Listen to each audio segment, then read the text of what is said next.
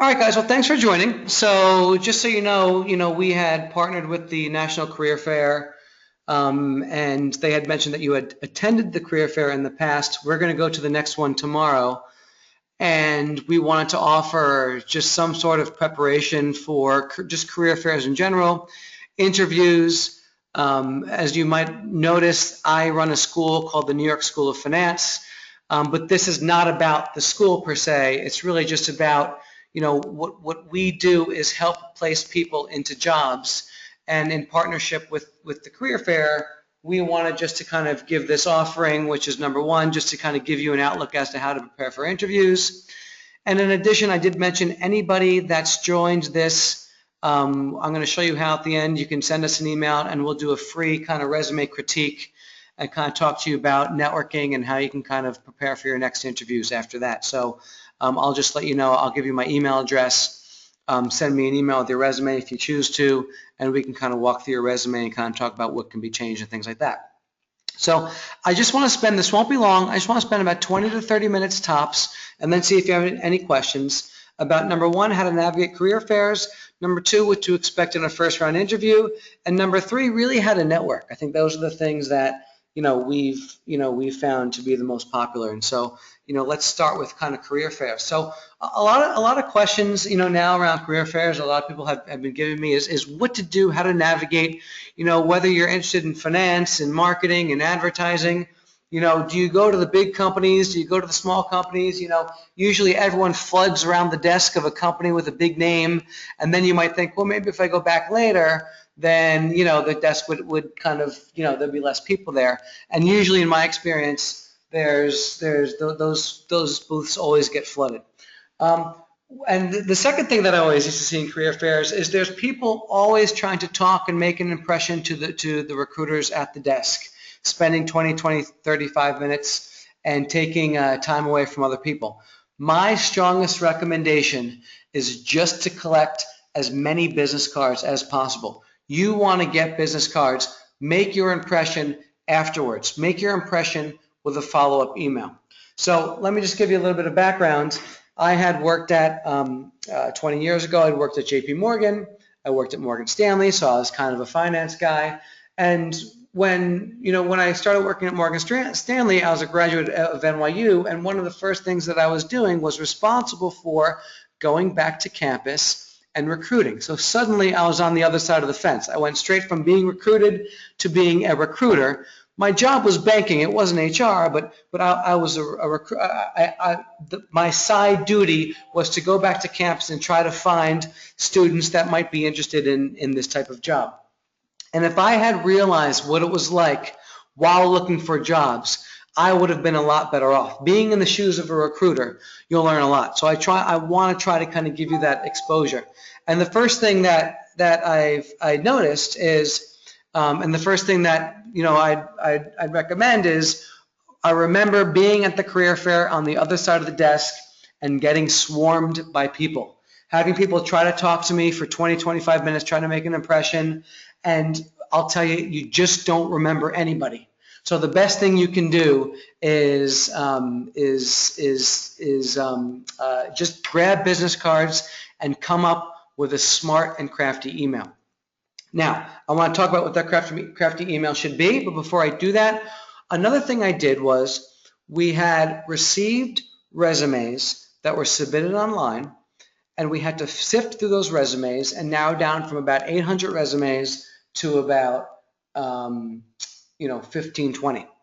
And with those 15, 20 resumes, we went back to campus and I interviewed, and I easily narrowed down from 15 to 20 people to about 5 or 6 people by asking 2 simple questions. Tell me about yourself, and why do you want to do this? Why do you want to do, which in this case was investment banking? And believe it or not, people are just not prepared to answer those questions. Tell me about yourself, although simple, should be a progression.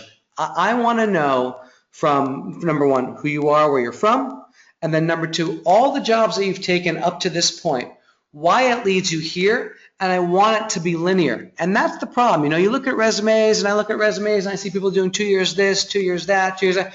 That's not so great if it's not presented properly. So I can look at 2 years, you're doing 2 years in accounting, you're doing 2 years in HR, you're doing 2 years as an assistant, you're doing 2 years teaching, and I can look at that and say, all right, this person doesn't know who they want to be and what they want to do. Or you can find some way to connect all those pieces and turn it into a progression and turn it into something that said, well, I graduated with history because I really wanted to teach, and then I went and taught for 4 years in a high school, and then I realized, what, teaching is great, but maybe this isn't enough. I want to take the process behind organizing and checking tests and everything that I've dealt with students, and I want to, instead of having to deal with students on a daily basis, I've learned that I really have skills to be a manager. I realized that managing a classroom is like managing an entity, and I want to manage an entity. So I ended up working in business, and I managed an entity in business for 2 years, and then I realized within business, this is exactly what I want to do. I want to manage entities and manage controls for A, B, and C. So in other words, what I've done was, although I was a little bit vague, I've taken things that a recruiter might see on a standalone and say, this person is jumping from teaching to business to this to that, and I've turned it into a story. I've turned it into a story and a slow realization that as I go from job to job, I'm narrowing down exactly what I want to do into something finite, giving the recruiter the impression that this is what you've been leading up to, as opposed to this is another stop along the road. This is what you've been building towards. And that's so important. So think about, and we'll do this if you send me your resume, we'll look at your resume together and we'll say, what's the story? Who are you? And how can you take all these different pieces that you've done? What's your progression? What is it leading towards? I guarantee you it makes such a better presentation and better impression to a recruiter if you can narrow everything down, very succinct, and have a nice 30-minute pitch about who you are and who you want to be, and have it lead towards this specific role. So that's one thing that I think is really important. The second thing is I mentioned an email when you're grabbing people's business cards to make the impression afterwards. The impression should be, do away with cover letters, right? People don't do cover letters anymore unless specifically asked. It's now an email, 4-sentence email that should, number one, first sentence, introduce yourself, explain how you found out about the person, right? Oh, I met you at the career fair, got your business card, whatever. 2, you have to sell yourself. You have to think about your story. You have to think about, in one sentence, how do you narrow down your story? I want to apply my skills in managing people and entities towards a role in XYZ, whatever you're applying for. You want to sell and market yourself in the second sentence, and that's so important so the recruiters can read that and say, all right, this person is in the right place. It's not like, the wrong way to do that is I could have said, I'm a teacher, and then I switched to business, and then I do this, and then I do that, and this is what I want to do, and you're not explaining why. So second sentence, selling yourself, marketing yourself. Third sentence, explain what your goal is. What are you transitioning to? Whereas in the second sentence, you're selling your assets, in the third sentence, you're explaining what you want to do. Now my goal is to spend the next part of my life in business managing XYZ entity. Third sentence, what your goals are. Fourth sentence now is asking for an invitation. It would be great to have 5 minutes of your time for a quick call to discuss potential recruiting process at your firm, or if you want to go out and grab a cup of coffee, that would be great. Something like that. That 4-sentence email, short to the point, makes an impression. And in addition to that, I really recommend to add something to that first or second sentence that speaks directly to the person you're emailing. Very easy for people to write down this 4-sentence email when you start to get in this zone of blasting out emails, just shooting out templates after template. People can tell as a recruiter if you're sending out a template. My recommendation is strongly to, if you see something in that person's profile, or if you remember something from the conversation that you had, to add that in there so he knows that you're speaking directly to him or her. I think that's really important as well. So first thing, just mentioning lesson number 1, just to grab as many business cards as possible. I think that's strong. Number 2, figure out who you are. It needs to be reflected well in your resume. How does that lead to what you want to do, and how can you lay that out in a succinct 4-sentence email is so important. So That's kind of the first part. If anybody has any questions, you could just start typing in a note and a message will pop up that somebody has a question. So if you have questions on that, let me know. But, just in terms of networking and one thing I mentioned about getting a bunch of resumes as a recruiter, looking through 800 resumes. If you see a job offering online, now this is aside from the career fair, and you're submitting it, whether it's LinkedIn, and by the way, I recommend everybody have a LinkedIn profile, whether you do or not, so important, or whether you're just sending it through, the Ladders, Monster.com, Indeed, any of these places, or if you send it on a website and you're sending it to HR. If you're sending a resume to HR, it usually will never go anywhere. So just be wary of that. If you see a job posting and you're sending it to HR, you probably wouldn't expect it to go anywhere. One thing I do recommend, though, if you see a job posting and you submit your resume to HR anyway, but the fact that job posting is there lets you know there's a need within that specific department within that company. So use LinkedIn as a tool and use the search tool in LinkedIn to search for that company that's hiring and look for an associate, an analyst, or an assistant that is actually working in that company and send them an InMail. Yes, an InMail is a premium account. Yes, it does cost $30 for that InMail. So, use that as a last resort, but it's so powerful. Not a LinkedIn Connect, some people don't see, or if you're connecting with LinkedIn, even if you write a little message with that Connect, if any of you have LinkedIn, it sometimes doesn't resonate. If I see a LinkedIn Connect request, I don't see that little note that people write, or if I do, you can't reply to it. It's weird, but an InMail is powerful. It goes straight to somebody's inbox. And if you InMail with your 4-sentence email, and if you say, this is my name, I noticed there's a job opening in your department, it'd be great to get 5 minutes of your time to discuss about the potential role and what the recruiting process is like. That's the way you'd start networking. And you would have an advantage over all the thousands of people that are just blindly submitting the resume to HR. Because another thing that I realize is, although HR has a very valuable role in a bank or a firm, they also depend on us. When I say us, the people that are actually working in the groups to do the hiring and the interviewing as well. Because they don't know completely what we would need. So, whereas they might facilitate a first-round interview and then looking for buzzwords in your resume, they may not really know what you need. So if you reach out to one of us, somebody that's actually working in the group, and explain yourself and have assets, then that would hold some weight. So this slide is a little bit finance related. So I pulled up a different presentation, but I'm going to kind of simplify it for anybody looking for any field. A typical first round interview comes in basically 4 categories. First category is the behavioral, so I want to go through that. And the behavioral is why I put investment banking. But really, why do you want to do this? When you walk into a room in an interview, they can ask you several different questions. They might blurt out something technical maybe. There's some math question. I don't know, they might. If they don't, though, 99% of the time, they're going to expect you to introduce yourself. And you should be prepared with that type of introduction that leads towards why you want to do this job. So everything I mentioned in the beginning, you should have that prepared. You should know what the role is. Tell me about yourself, just like what we discussed. Walk me through your resume is the natural next question, and believe it or not, that is different than tell me about yourself. I always get the question, what's the difference?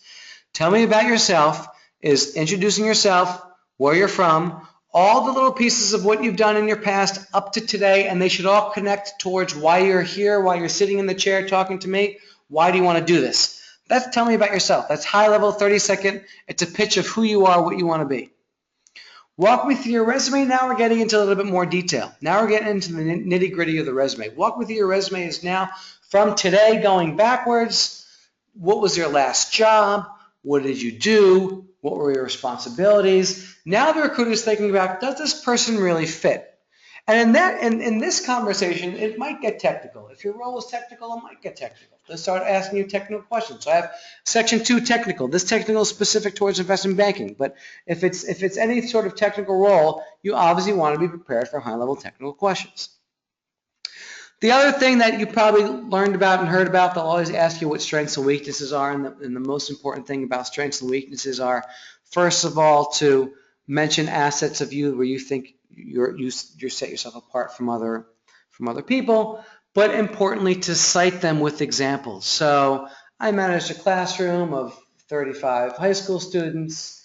So, as opposed to saying I have good, disciplinary skills, you want to explain yourself. How do you have to? Well, for example, there was this one time where I was a substitute teacher and there was an unruly class and I was able to manage them and got them really excited about the material, et cetera, et cetera, et cetera. So you're not just saying, well, I'm good at this, I'm good at this, I'm good at this, but you're giving an example, you're explaining a trait and you're backing it up with a specific example.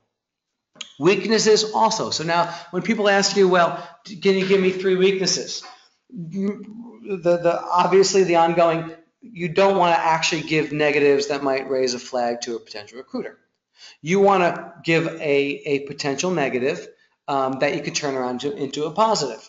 Or almost it's like a backsided positive, like a backhanded positive. So something like, some people kind of say, well, I work too many hours, I work too long. Kind of sounds silly and corny, but some people might really want that in a candidate. If it's for some insurance role, for example, say, well, it's 5 o'clock and everyone's leaving, and I really wanted to double check my analysis, and I end up staying 2 or 3 hours later. And you know what? If I would have managed my time better, I would have gotten better sleep and been so something like that. That's a negative, but to a recruiter, they probably want somebody that works hard. You know what I'm saying? So weaknesses are I always thought it was a silly question, but if somebody asks you that, you want to think about weaknesses that are maybe negative, that have negative traits to them, but the way you cite them, they're actually a positive to the person that you're recruiting for. So that's behavioral. So I really think the most important thing, and to keep this general, what I really want to do is kind of give you an overview of what, how you can kind of take who you are, your role, your resume, and really try to kind of package that, because that makes such an impression on a first round interview. The third part, other topics, the one way to generalize this, so for finance, in my finance discussions, I kind of mentioned that this is, knowing about the markets, making sure you're reading the paper. This is just, I would consider this to generalize more environmental.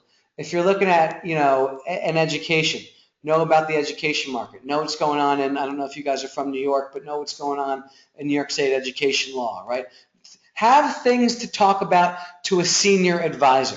That's what part 3 is. A lot of times I remember as a recruiter, and I remember even when recruiting, I was perfect with technicals, I was perfect with knowing who I am, knowing my story, great first round interviews. Then the MD comes in and says something like, so what happened today in the markets? And I just wasn't prepared for that. So know about the environment. And another thing that always kind of got me, lost and wrong was sometimes a director would come in and say, or principal of a school, if you're looking for a teacher, and say, you got any ideas for us? What do you think? And I just never was prepared for that. So these other topics, I could probably generalize as things that deal with the environment and the industry. You should really be smart about the industry, know how to talk about it just like you're a politician, know how to talk about it to somebody that's maybe very senior. And 4, one thing that I never realized, everyone always said you have to come prepared with good questions. I never got the importance of that until I was actually in recruiting. You need to come up with good questions. It really shows your intent. It shows how excited you are about the job at hand. Great questions are, what's the path from this next role to the next senior role? How do you get promoted? What's the longevity of this role? Right? Where did people that have left, where did they go? What are the exit opportunities? These are things that really prove that you do have intent in this type of job. So this is the general overview of a first round interview. And I'll be honest, I want to stop and see if anybody has any questions, but we've run for about 20 minutes, and this is kind of what I want to do. I want to give you guys a quick intro. Just so you know, like I mentioned, I run a school called the New York School of Finance, and one thing that we're doing in partnership with this career fair is, first of all, the school is a program where for people that specifically want to get into investment banking, and it's a lot for students and professionals where they come in and they take our training and we teach them the ways of being an analyst and we place them in internships. And we're excited to say that we had a 92% we've had a 92% success rate of placing students into full-time jobs, which is great. Well, we're running an initiative to try to generalize this program into a short-term 4-week program, not necessarily geared for finance, based on our discussions, that's geared for anybody that wants to get jobs in HR, in marketing, in a lot of different areas. So we're broadening the offering, and the best thing about this 4-week program is even though there is a tuition, you do not have to pay the tuition until you get a job. So that's one thing that we're kind of promoting. And we're so confident about the placement statistics about this. So part of this is really just to kind of get our name out there and let you guys know about it. However, in true to what I mentioned in the beginning, all you guys that are online, I have a little slide about how to find me. Here you go. Here's my name. Find me on LinkedIn. You can send me an email. My email is my first name dot last name at nyschooloffinance.com, or find me on LinkedIn.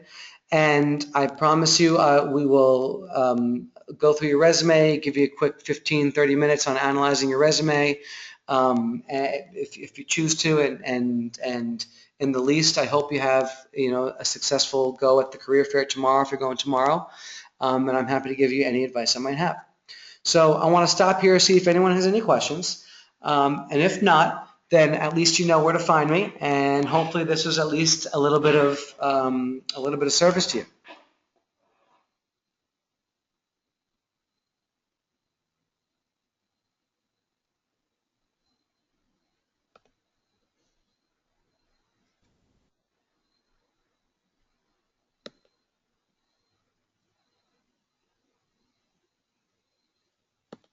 Yes.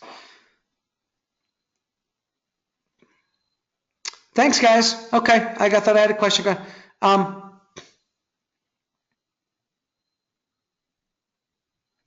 Pascal is asking if you should go on an interview for a job that you might not stay for too long. My recommendation is to interview everywhere. Actually, it's a great question. So Pascal asks, should you go on an interview for a job that you might not be interested in? You might not. What I had done is, your first interview should not be your ideal job. Interview everywhere. Get interview practice. It's nerve-wracking, right? It's nerve-wracking to kind of walk into the building. You got to sign in. All these things are building up in your head. Maybe you're sitting there waiting for someone to come in there. It gets nervous. If you have this interview mindset, the more interviews you go on, the more comfortable you are with that kind of whole setting. The better you are, the more confidence that you have, the better you'll interview. So my recommendation is interview everywhere. And even if the job isn't ideal, yes, fine, take it, and keep your eyes open. That's one thing I recommend. Anything else? All right, guys. Well, you know where to find me. Maybe I'll see you tomorrow. And thanks for joining.